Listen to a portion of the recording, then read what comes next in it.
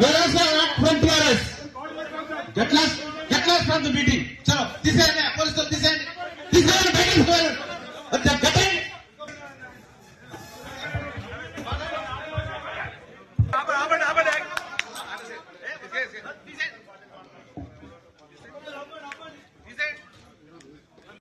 నా కొడుకులతో కూడా మైక్ ఇచ్చి మాట్లాడిస్తారు. ఎందుకు చెప్తారు మీటింగ్ అయిపోయింది కదా.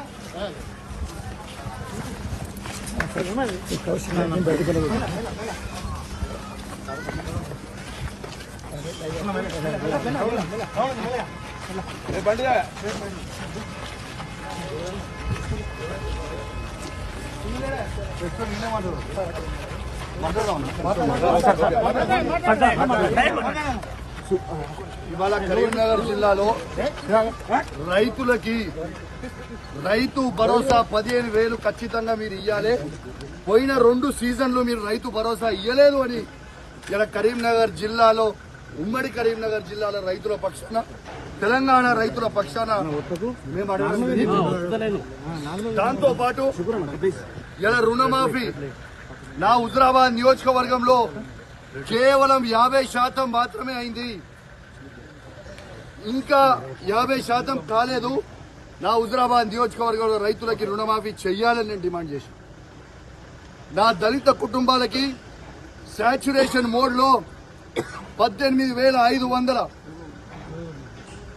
కుటుంబాలకి మేము దళిత బంధు ఇస్తే 2వ విడత దళిత బంధుని వీళ్ళు ఇయ్యకుండా మా దళితులకి ఇబ్బంది పెడతా ఉన్నారు.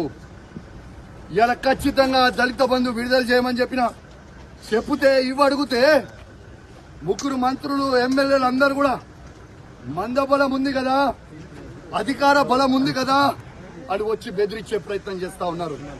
మీరు బెదిరిస్తే భయపడేటోడు ఎవడు లేడీడా. ఖచ్చితంగా కేసీఆర్ గారి పక్షాన మేము నిలబడతాం.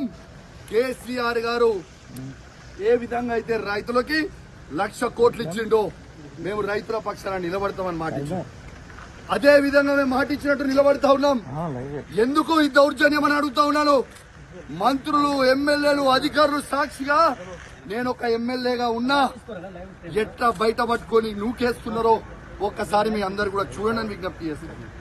ఒక దొంగ అయిన జగిత్యాల ఎమ్మెల్యే డాక్టర్ సంజయ్ ఎట్లయితే అమ్ముడు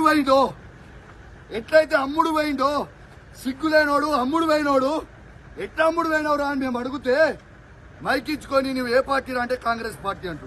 మరి నిజంగా నువ్వు అంత బొగోనివే అయితే డాక్టర్ సంజయ్ జగిత్యాల ఎమ్మెల్యే నువ్వు రాజీనామా చేయి. అదే కాంగ్రెస్ బీఫామ్ మీద గెలిచి చూపి చాతగాని దద్దమ్మలాగా కేసీఆర్ గారు పెట్టిన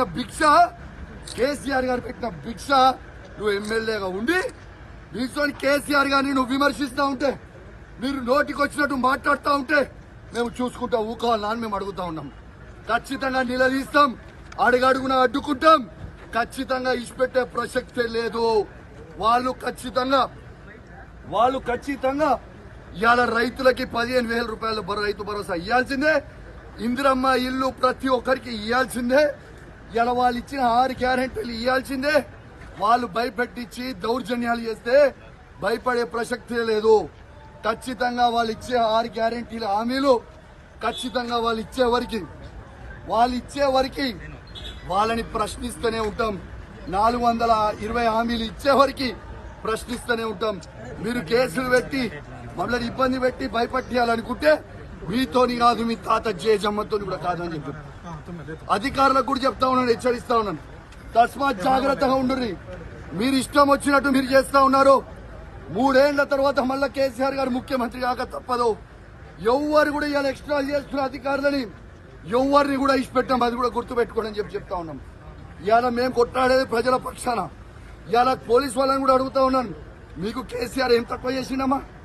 మీకు అద్భుతమైన ఫార్చునర్ ఇచ్చిండు, అద్భుతమైన ఇన్నోవాలు ఇచ్చిండు, 5 స్టార్ పోలీస్ స్టేషన్లు చేసిండు, మీ జీతాలు పెంచిండు. ఇవన్నీ మర్చిపోయిరా? మళ్ళా మీకోసం నువ్వు కూడా పోరాట